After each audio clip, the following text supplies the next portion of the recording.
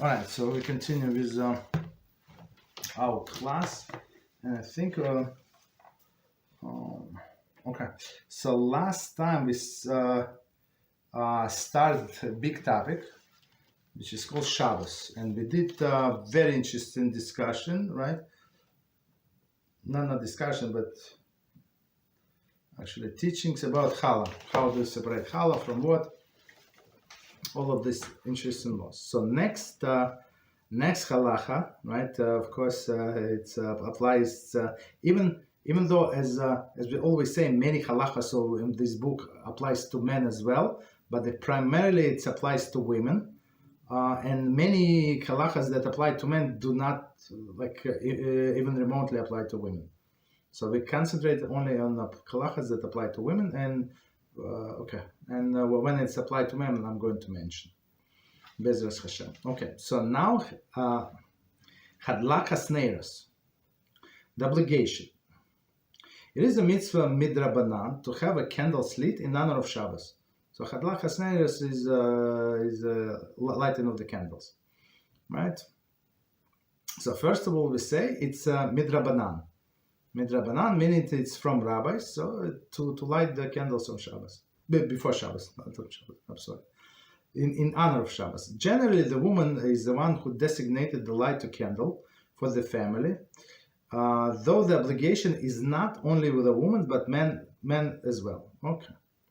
The reason for this is the light is a household need, and a woman generally responsible for such necessity. So simple, like straightforward, practical explanation. So women, at least in olden days, today maybe not as much, but in olden days, women were mostly in the house. She would run the house, and it's one of the things that she would be responsible, right, to light the candles. Even though, like as we said before, if man lives alone, right, so he would be or his wife is away, so he would be responsible for lighting candles as well.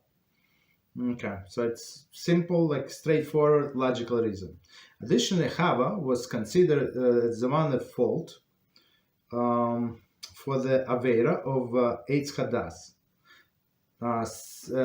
Since Adam is called the Neiros Shel Olam, the light of the world, the women light the candles on Friday night to rectify the Aveira which took place on Friday. Okay, so I'm not sure why he's using all these Hebrew words, but we're going to translate.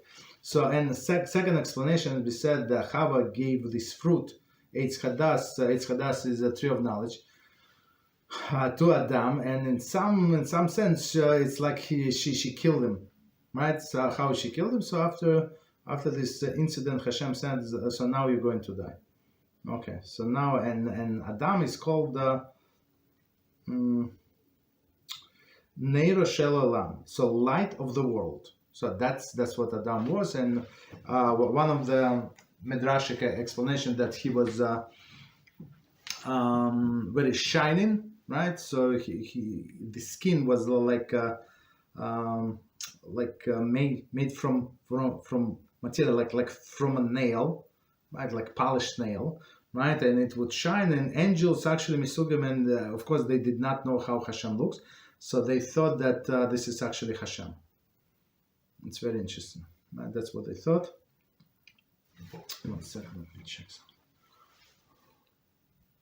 Okay, right. That's what they thought, and in some sense he was this light of the world.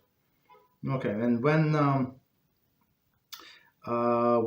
they were let out of the Gan Eden, right? So Hashem took this skin, special radiant skin, away from him, and left us only like a small souvenir as a nails. So that's why we'll look at one of the explanations that we look at the nails and the muktzeh Shabbos during Havdalah to see to remember what we were, and what Adam maybe what was before and what we are now. Okay. So in some sense it's a woman tikkun. It's like fixing the Aveira what your ancestor Chava did. Oh.